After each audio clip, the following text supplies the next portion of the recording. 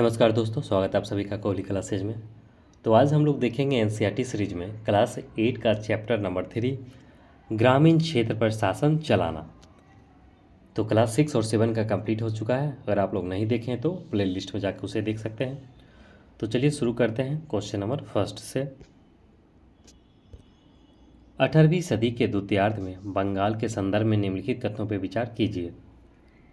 पहला कथन है, इस कालखंड में बंगाल में भीषण अकाल पड़ा जिसमें लगभग 1/3 आबादी समाप्त हो गई। दूसरा कथन, इस कालखंड में गवर्नर जनरल वैरन हेस्टिंग के कार्यकाल के दौरान कंपनी ने राजस्व आय के लिए अस्थायी बंदोबस्त नामक एक व्यवस्था लागू की। तो उपयुक्त में से कौन सा कथन सही है? तो उपयुक्त में से केवल पहला कथन सही है और दूसरा गलत है। क्यों गलत है देख लेते हैं। बंगाल की दीवानी मिलने के बाद, बंगाल की दीवानी कब मिल जाता है? इलाहाबाद की संधि होते ही बंगाल की दीवानी मुगल द्वारा दे दिया जाता है कंपनी को।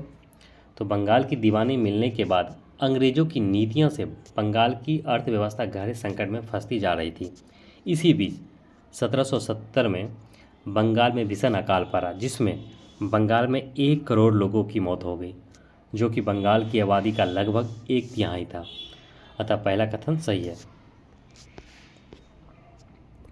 अर्थव्यवस्था में अपना राजस्व तय करने के लिए ही 1793 ईस्वी में कंपनी ने अस्थायी बंदोबस्त लागू किया और इस समय गवर्नर जनरल कौन था? कॉर्नवालिस था। जबकि यहाँ पे क्या दिया गया था कथन में? वैरन हेस्टिंग, जो कि गलत है। कॉर्नवालिस अगर रहता तो सही आंसर होता। दूसरा कथन गलत हो गया। नेक्स्ट देखेंगे क्वेश्चन नंबर 2। अस्थायी बंदोबस्त के संदर्भ में निम्नलिखित कथनों पर विचार कीजिए। अस्थायी बंदोबस्त के संदर्भ में निम्नलिखित कथनों पर विचार करना। पहला कथन है, इसके अंतर्गत राजाओं और तालुकदारों को जमींदार के रूप में मान्यता देकर उन्हें किसानों से लगान वसूलने का काम दिया गया। तो ये कथन आपका सही है। आगे देखते हैं दूसरा कथन।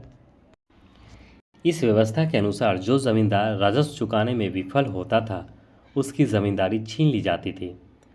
तो आपका ये जो दूसरा कथन है ये भी सही है। अब तीसरा कथन देखते हैं। इसके अंतर्गत किसान से तय राजस्व को कभी भी बढ़ाया नहीं जा सकता था और ज़मींदार पर किसान का अधिकार सुरक्षित रखा था। तो उपयुक्त में से कौन सा कथन सही है? तो उपयुक्त में जो पहला और दूसरा कथन है वो सही है। तो इसका आंसर हो जाएगा ऑप्शन नंबर फर्स्ट ए, केवल पहला और दूसरा। देखते हैं इसका व्याख्या।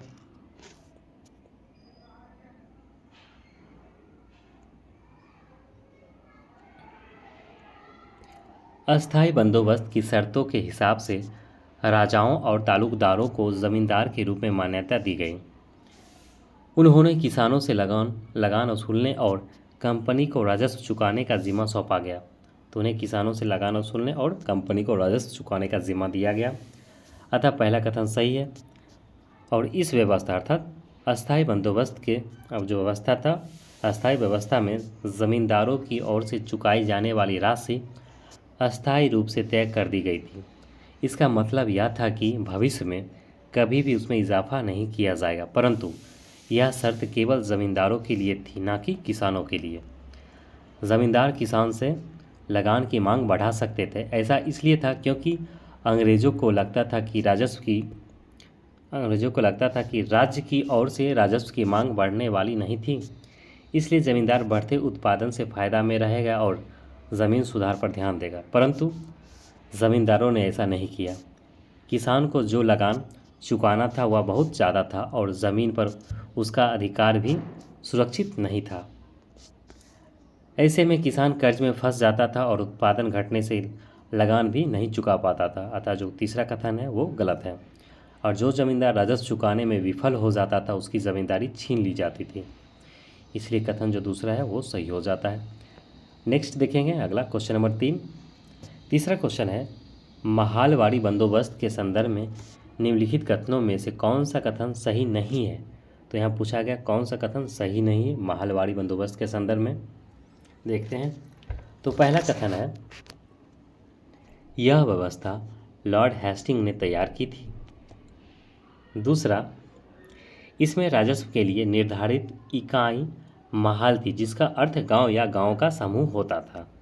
तो दूसरा सही है। तीसरा देखते हैं, इसमें निर्धारित राजस्व अस्थायी रूप से तय नहीं था।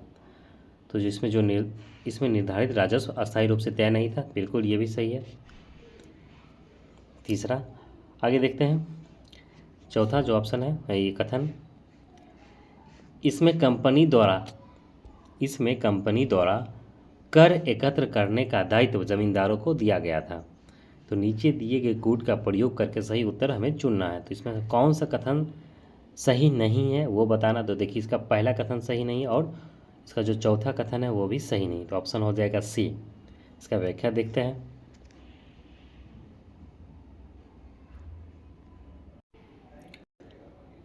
बंगाल प्रेसिडेंसी के उत्तर पश्चिमी प्रांत के लिए हॉल्ट मैकेंजी नामक अंग्रेज ने एक नई व्यवस्था महालवाड़ी बंदोबस्त तैयार की, जिसे 1822 में लागू किया गया।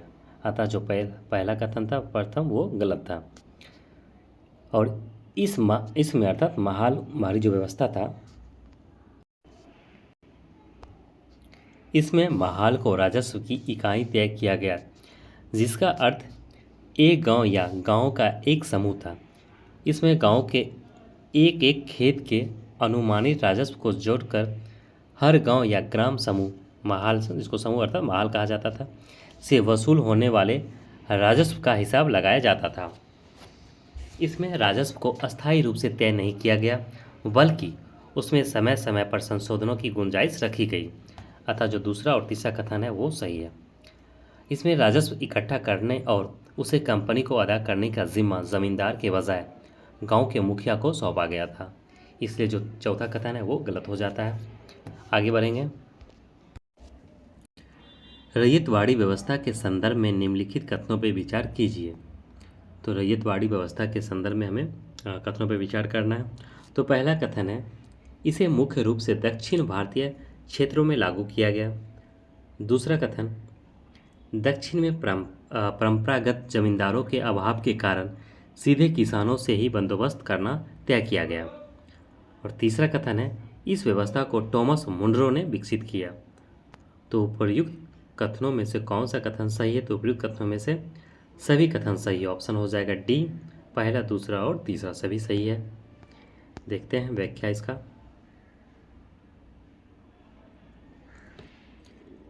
रैयतवाड़ी व्यवस्था मुख्य रूप से दक्षिण भारतीय क्षेत्रों में लागू की गई।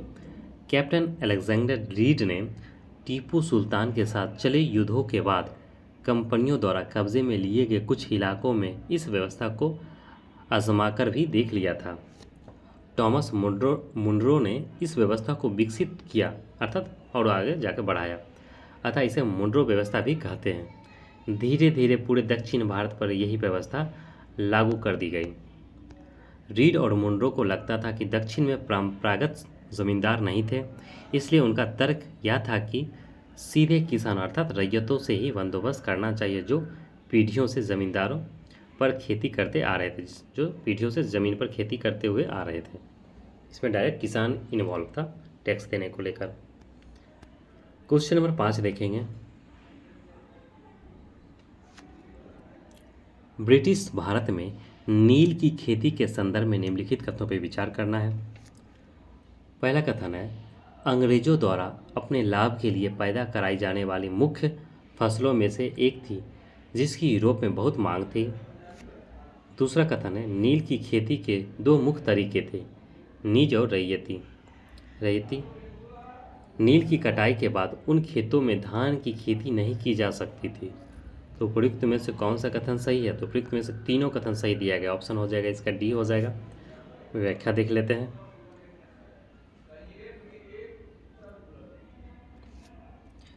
अंग्रेज भारत में अपनी ज़रूरत के हिसाब से विभिन्न क्षेत्रों में विभिन्न फसलों की खेती करा रहे थे, जिसमें नील और अफीम भी शामिल है। नील एक उष्णकटिबंधीय क्षेत्रों में उगने वाली फसल है। अन्य फसलों में कुछ निम्नलिखित है, जैसे बंगाल में पटसन, संयुक्त प्रांत में गन्ना, महाराष्ट्र व पंजाब में कपास, असम में चाय, पंजाब में गेहूँ, मद्रास में चावल। यूरोप के बोर्ड नामक पौधे की तुलना में नील का पौधा बेहतर रंग देता था। तो जो यूरोप में बोर्ड नामक पौधा था उससे अच्छा जो रंग देता था वो नील का पौधा देता था, जिस कारण भारतीय नील की यूरोप में बहुत मांग थी। और भारत के आंध्र प्रदेश के बुनकरों द्वारा बनाए गए कलमकारी छापे से लेकर ब्रिटेन के कलाकारों द्वारा बनाए जाने वाले विभिन्न फूल वाले छापों में नील का प्रयोग होता था। नील की खेती के दो मुख्य तरीके थे, नीज और रैयती। नीज खेती जो नीज खेती थी वो नीज खेती व्यवस्था में बागान मालिक या तो खुद अपनी ज़मीन में या ज़मीन खरीद कर या भाड़े पर लेकर मजदूरों द्वारा खेती कराते थे, जबकि रैयती व्यवस्था के तहत बागान मालिक गांव के मुखियाओं या रैयतों के साथ एक अनुबंध अर्थात कॉन्ट्रैक्ट करते थे। जो अनुबंध पर दस्तखत करता था उसे नील उगाने के लिए कम ब्याज पर कर्जा मिलता था। कर्ज लेने वाले को कम से कम 25% ज़मीन पर नील उगाना होता था। बागान मालिक बीज और उपकरण देते थे, जबकि बुआई और देखभाल काश्तकार करता था। नील के साथ परेशानी यह थी कि उसकी जड़ें बहुत गहरी होती थी और वह मिट्टी की सारी ताकत खींच लेती थी, इसलिए नील की कटाई के बाद वहाँ धान की खेती नहीं की जा सकती थी। आगे बढ़ेंगे, क्वेश्चन नंबर 6 देखेंगे। ब्रिटिश काल में बागान मालिकों तथा नील की खेती करने वाली रैयत के मध्य टकरावों के संदर्भ में निम्नलिखित कथनों पर विचार कीजिए। तो ब्रिटिश काल में बागान मालिकों तथा नील की खेती करने वाली रैयत के मध्य टकरावों के संदर्भ में निम्नलिखित कथनों पर विचार करना है। तो पहला कथन है, बंगाल के किसानों ने नील की खेती से इनकार कर नील विद्रोह की शुरुआत की। दूसरा कथन, नील उत्पादन व्यवस्था की जांच के लिए नील आयोग बना, जिसमें बागान मालिकों को निर्दोष बताया गया। और तीसरा कथन है, चंपारण में महात्मा गांधी ने नील बागान मालिकों के खिलाफ आंदोलन का नेतृत्व किया। तो प्रयुक्त में से कौन सा कथन सही है? तो प्रयुक्त में से जो पहला और जो तीसरा है वो सही दिया गया, दूसरा गलत है। मालिकों को निर्दोष नहीं जबकि दोषी बताया गया था, इसलिए ये गलत हो जाता है दूसरा कथन। देख लेते हैं इसका व्याख्या। 1859 में नील रैयतों को लगा कि बागान मालिकों के खिलाफ बगावत में उन्हें स्थानीय जमींदारों और मुखिया का भी समर्थन मिल सकता है। अतः मार्च 1859 में बंगाल के हजारों रैयत ने नील की खेती से इनकार कर नील विद्रोह शुरू कर दिया। अतः पहला जो कथन है वो सही है। विद्रोह के व्यापक होने पर नील उत्पादन व्यवस्था की जांच करने के लिए एक नील आयोग बना, जिसने बागान मालिकों को दोषी पाया, जोर जबरदस्ती के लिए उनकी आलोचना की। आयोग ने कहा कि नील की खेती रैयत के लिए फ़ायदे का सौदा नहीं है। आयोग ने रैयत से कहा कि वे मौजूदा अनुबंध को पूरा करें, लेकिन आगे वो चाहे तो नील की खेती बंद कर सकते हैं। अतः जो दूसरा कथन है वो गलत हो जाता है। जब महात्मा गांधी दक्षिण अफ्रीका से लौटे तो बिहार के एक किसान ने उन्हें चंपारण आकर नील किसानों की दुर्दशा को देखने को न्योता दिया। तो वह कौन सा किसान था जो गांधी जी को बिहार बुलाते हैं? तो आप लोग कमेंट कर जरूर बताइएगा। दिया। और 1917 में महात्मा गांधी ने इस दौरे के बाद नील बागान मालिकों के खिलाफ चंपारण आंदोलन की शुरुआत की थी। अतः जो तीसरा कथन है वो सही हो जाता है। ठीक है, तो आज का जो हमारा टॉपिक था तीसरा, ये तो समाप्त होता है। तो आप लोग अगर इस चैनल पर नए हैं तो ज़रूर चैनल को सब्सक्राइब कर लें, वीडियो को लाइक करें, अपने दोस्तों को शेयर करें। नेक्स्ट हम लोग देखेंगे चैप्टर नंबर 4 अगले वीडियो में। मिलते हैं आप लोग से अगले वीडियो में, तब तक के लिए आप सभी का धन्यवाद।